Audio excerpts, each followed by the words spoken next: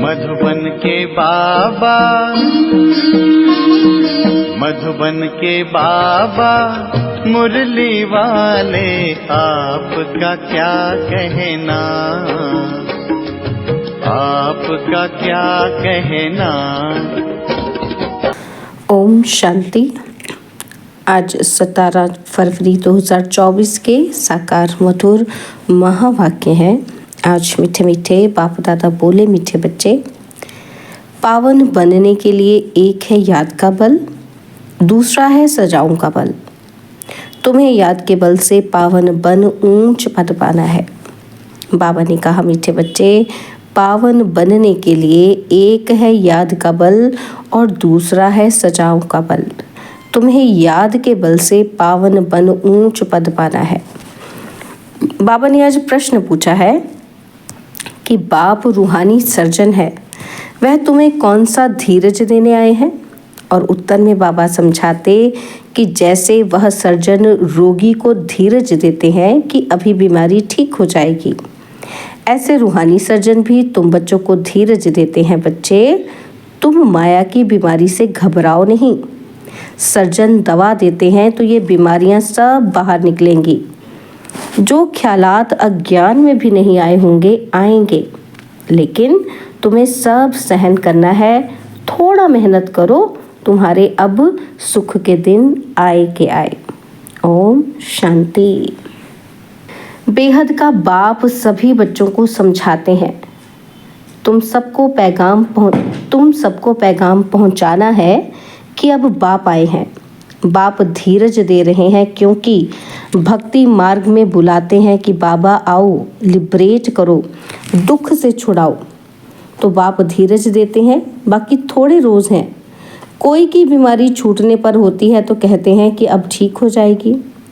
बच्चे भी समझते हैं कि इस छीछी दुनिया में बाकी थोड़ा रोज है और फिर हम नई दुनिया में जाएंगे।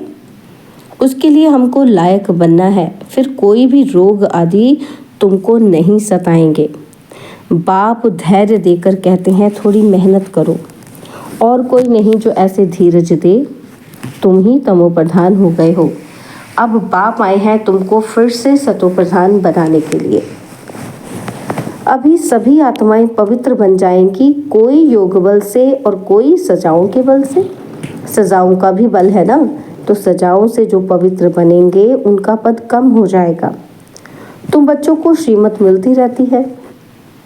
बाप कहते हैं, मामेकम याद करो, तुम्हारे सब पाप भस्म हो जाएंगे। अगर याद नहीं करेंगे तो पाप 100 गुना बन जाएगा, क्योंकि पापात्मा बन तुम मेरी निंदा कराते हो। मनुष्य कहेंगे, इनको ईश्वर ऐसी मत देते हैं जो आसुरी चलन दिखाते हैं।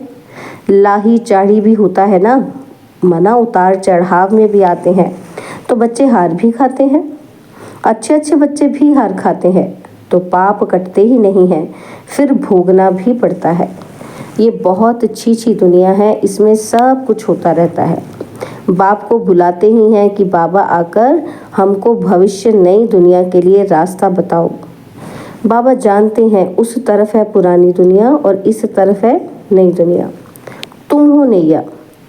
अब तुम पुरुषोत्तम बनने के लिए चल रहे हो। तुम्हारा इस पुरानी दुनिया से लंगर उठ गया है, तो जहाँ जा रहे हो उस घर को ही याद करना है।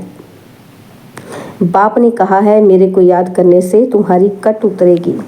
या तो है योग बल या सजाएं। हर एक आत्मा पवित्र तो जरूर बननी है। पवित्र बनने बगैर वापस तो कोई जा नहीं सकते। सबको अपना अपना पाठ मिला हुआ है। बाप कहते हैं, ये है तुम्हारा अंतिम जन्म। मनुष्य कहते हैं, कलयुग अर्जुन छोटा बच्चा है।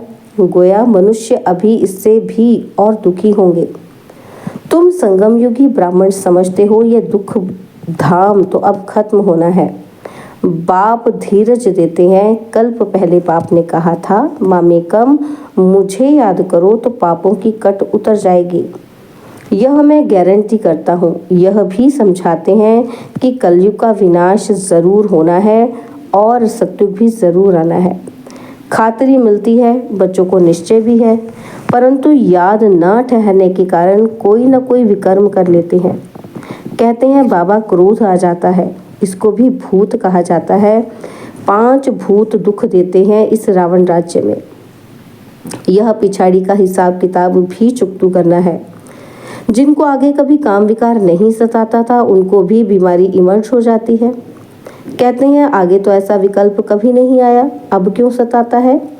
यह ज्ञान है ना, ज्ञान सारी बीमारी को बाहर निकालता है, भक्ति सारी बीमारी को नहीं निकालती। यह ही अशुद्ध विकारी दुनिया। 100% अशुद्धता है, 100% पतित से फिर 100% पावन बनना होता है।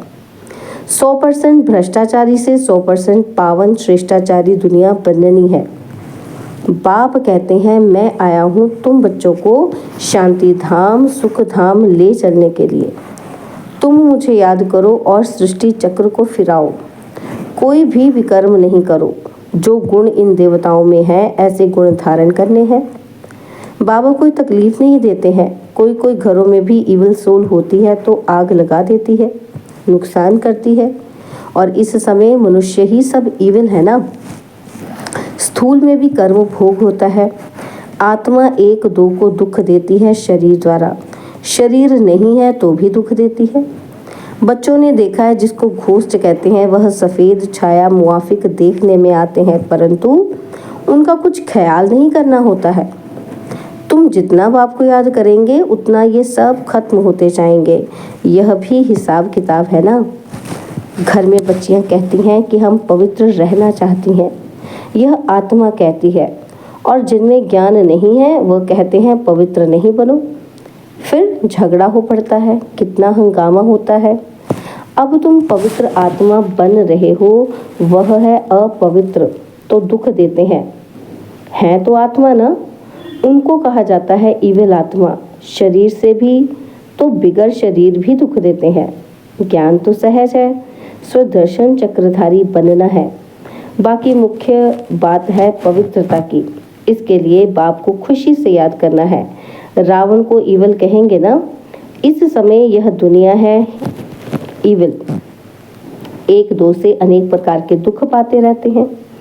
इविल पतित को कहा जाता है। पतित आत्मा में भी 5 विकार अनेक प्रकार के होते हैं। कोई में विकार की आदत, कोई में क्रोध की आदत, कोई में तंग करने की आदत और कोई में नुकसान करने की आदत होती है। कोई में विकार की आदत होगी तो विकार ना मिलने के कारण क्रोध में आकर बहुत मारते भी हैं। यह दुनिया ही ऐसी है। तो बाप आकर धीरज देते हैं। हे आत्माएं, बच्चों धीरज धरो, मुझे याद करते रहो और दैवी गुण भी धारण करो। ऐसे भी नहीं कहते कि धंधादी नहीं करो। जैसे मिलिट्री वालों को लड़ाई में जाना पड़ता है तो उनको भी कहा जाता है शिव बाबा की याद में रहो। गीता के अक्षरों को उठाए वह समझते हैं कि हम युद्ध के मैदान में मरेंगे तो स्वर्ग में जाएंगे, इसलिए खुशी से लड़ाई में जाते हैं, परंतु वह तो बात ही नहीं। अब बाबा कहते हैं तुम स्वर्ग में जा सकते हो, सिर्फ शिव बाबा को याद करो। याद तो एक शिव बाबा को ही करना है तो स्वर्ग में जरूर जाएंगे। जो भी आते हैं भल फिर जाकर पतित बनते हैं तो भी स्वर्ग में जरूर आएंगे। सजाएं खाकर पावन बनकर फिर भी आएंगे जरूर। बाप रहम दिल है ना। बाप समझाते हैं कोई विकर्म ना करो तो विकर्माजीत बनेंगे।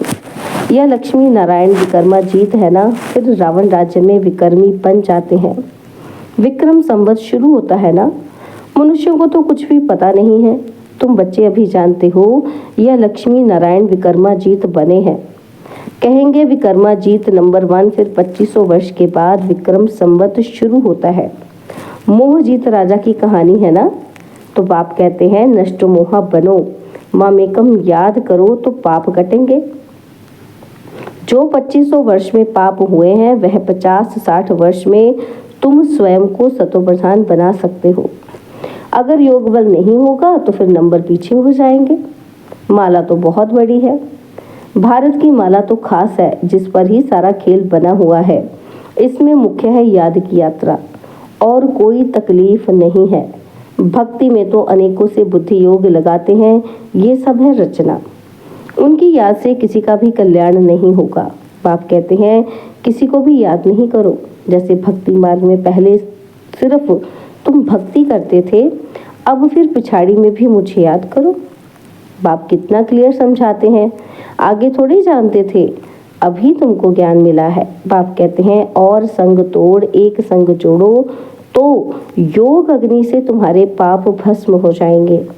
पाप तो बहुत करते आए हो, काम कटारी चलाते हो, एक दो को आदि मध्य अंत दुख देते आए हो। मूल बात है काम कटारी की, यह भी ड्रामा है ना। ऐसे भी नहीं कहेंगे कि ऐसा ड्रामा क्यों बना, यह तो अनादि खेल है, इसमें मेरा भी पार्ट है। ड्रामा कब बना कब पूरा होगा यह भी नहीं कह सकते। यह तो आत्मा में पार्ट भरा हुआ है। आत्मा की जो प्लेट है वह कब घिसती नहीं है। आत्मा अविनाशी है, उसमें पार्ट भी अविनाशी है, ड्रामा भी अविनाशी कहा जाता है। बाप जो पुनर्जन्म में नहीं आते हैं वो ही आकर सब राज समझाते हैं। सृष्टि के आदि मध्य अंत का राज कोई भी नहीं समझा सकते, ना बाप का ऑक्यूपेशन ना आत्मा का, कुछ भी जानते नहीं। यह सृष्टि का चक्र फिरता ही रहता है। अब पुरुषोत्तम संगम युग है, जब सब मनुष्य मात्र उत्तम पुरुष बन जाते हैं, शांति धाम में सब आत्माएं पवित्र उत्तम बन जाती हैं, तो शांति धाम पावन है ना, तो नई दुनिया भी पवित्र है, वहाँ शांति तो है ही। फिर शरीर मिलने से पाठ बजाते हैं। यह हम जानते हैं, क्या जानते हैं कि हर एक को पाठ मिला हुआ है, वह हमारा घर है, शांति में रहते हैं और यहाँ तो पाठ बजाना है। अब बाप कहते हैं भक्ति मार्ग में तुमने मेरी अव्यभिचारी पूजा की, दुखी नहीं थे, और अभी व्यभिचारी भक्ति में आने से तुम दुखी बन पड़े हो। अब बाप कहते हैं दैवी गुण धारण करो, फिर भी आसुरी गुण क्यों? बाप को बुलाया कि हमको आकर पावन बनाओ, फिर पतित क्यों बनते हो? उसमें भी खास काम को जरूर जीतना है तो तुम जगत जीत बनेंगे। मनुष्य तो भगवान के लिए कह देते हैं आपे ही पूज्य आपे ही पुजारी, गोया उनको नीचे ले आते हैं। ऐसे पाप करते करते महाविकारी दुनिया बन जाती है। गरुड़ पुराण में भी रौरव नरक कहते हैं, जहाँ बिच्छू टिंडन सब काटते रहते हैं। और शास्त्रों में क्या क्या बैठ दिखाया है, यह भी बाप ने समझाया है। यह शास्त्र आदि सब भक्ति मार्ग के हैं, इनसे कोई भी मेरे साथ नहीं मिलते हैं और ही तमो प्रधान बन पड़े हैं, इसलिए मुझे बुलाते हैं कि आकर पावन बनाओ, तो पतित ठहरे ना। मनुष्य तो कुछ भी समझते नहीं है, जो निश्चय बुद्धि है वह तो विजयी हो जाते हैं। रावण पर विजय पाकर राम राज्य में आ जाते हैं। बाप कहते हैं काम पर जीत पाओ, इस पर ही हंगामा होता है। गाते हैं कि अमृत छोड़ विष क्यों खाते हो, तो अमृत नाम सुनकर समझते हैं गौमुख से अमृत निकलता है। अरे गंगा जल को थोड़ी अमृत कहा जाता है, यह तो ज्ञान अमृत की बात है। स्त्री पति के चरण धोकर पीती है, उनको भी अमृत समझते हैं। तो अगर अमृत है तो फिर हीरे समान बने ना। तो यह तो बाप ज्ञान देते हैं कि जिससे तुम हीरे जैसा बनते हो। पानी का नाम कितना बाला कर दिया है। तुम ज्ञान अमृत पिलाते, वह पानी पिलाते हैं। तुम ब्राह्मणों का किसी को भी पता नहीं है, वह कौरव पांडव कहते हैं, परंतु पांडवों को ब्राह्मण थोड़ी समझते हैं। गीता में ऐसे अक्षर है नहीं जो पांडवों को ब्राह्मण समझे। बाप बैठ सब शास्त्रों का सार समझाते हैं। बच्चों को कहते हैं शास्त्रों में जो कुछ पढ़ा है और जो कुछ मैं सुनाता हूँ उसको जज करो। तुम जानते हो आगे हम जो सुनते थे वह रॉन्ग था, अब राइट सुनते हैं। बाप ने समझाया है कि तुम सब सीताएं अथवा भक्तियां हो। भक्ति का फल देने वाला है राम भगवान। कहते हैं मैं आता हूँ फल देने। तुम जानते हो हम स्वर्ग में अपार सुख भोगते हैं, उस समय बाकी सब शांति धाम में रहते हैं। शांति तो मिलती है ना, वहाँ विश्व में सुख शांति पवित्रता सब कुछ है। तुम समझाते हो जबकि विश्व में एक धर्म था, तब ही शांति थी, फिर भी समझते नहीं है। ठहरता ही कोई मुश्किल है। पिछाड़ी में बहुत आएंगे, जाएंगे कहाँ, यह एक ही हट्टी है। जैसे दुकानदार की चीज़ अच्छी होती है तो दाम एक होता है। यह तो शिव बाबा की हट्टी है, वह है निराकार। ब्रह्मा भी जरूर चाहिए। तुम कहलाते हो ब्रह्मा कुमार कुमारियां, शिव कुमारियां तो नहीं कहला सकते हो। ब्राह्मण भी जरूर चाहिए। ब्राह्मण बनने बगैर देवता कैसे बनेंगे। अच्छा, मीठे मीठे सिकिलदे बच्चों प्रति माता पिता बाप दादा का याद, प्यार और गुड मॉर्निंग। रूहानी बाप की रूहानी बच्चों को नमस्ते। हम रूहानी बच्चों की रूहानी बाप दादाजी को दिलवा जान सिकवा प्रेम से नमस्ते। ओम शांति। प्यारे बाबा, मीठे बाबा, मेरे बाबा, शुक्रिया बाबा, शुक्रिया बाबा, शुक्रिया। धारणा के लिए मुख्य सार है, पहला पॉइंट है, देवताओं जैसे गुण स्वयं में धारण करने हैं। अंदर जो भी इविल संस्कार हैं, क्रोध आदि की आदत है, उसे छोड़ना है। विकर्मा जीत बनना है, इसलिए अब कोई भी विकर्म नहीं करना है। सेकंड पॉइंट है, हीरे समान श्रेष्ठ बनने के लिए ज्ञान अमृत पीना और पिलाना है। काम विकार पर संपूर्ण विजय पानी है। स्वयं को सतोप्रधान बनाना है। याद के बल से सब पुराने हिसाब किताब चुकतू करने हैं। बाबा ने आज वरदान दिया, बुद्धि को मेरेपन के फेरे से निकाल, उलझनों से मुक्त रहने वाले न्यारे ट्रस्टी भव। बुद्धि को मेरेपन के फेरे से निकाल, उलझनों से मुक्त रहने वाले न्यारे ट्रस्टी भव। जब बुद्धि कहीं भी उलझन में आती है तो समझ लो ज़रूर कोई ना कोई मेरापन है। जहाँ मेरा आया वहाँ बुद्धि का फेरा हुआ। गृहस्थी बनकर सोचने से गड़बड़ होती है, इसलिए बिल्कुल न्यारे और ट्रस्टी बन जाओ। ये मेरापन, मेरा नाम खराब होगा, मेरी ग्लानि होगी, ये सोचना ही उलझन है। फिर जितना सुलझाने की कोशिश करेंगे उतना उलझते जाएंगे। इसलिए ट्रस्टी बन इन उलझनों से मुक्त हो जाओ। भगवान के बच्चे कभी उलझनों में नहीं आ सकते। स्लोगन है, बड़े बाप के बच्चे हो, इसलिए ना तो दिल छोटी करो और ना छोटी बातों में घबराओ। बड़े बाप के बच्चे हो, इसलिए ना तो छोटी दिल करो और ना छोटी बातों में घबराओ। ओम शांति। और अब यह एक बहुत अच्छी वीडियो भी जरूर देखें।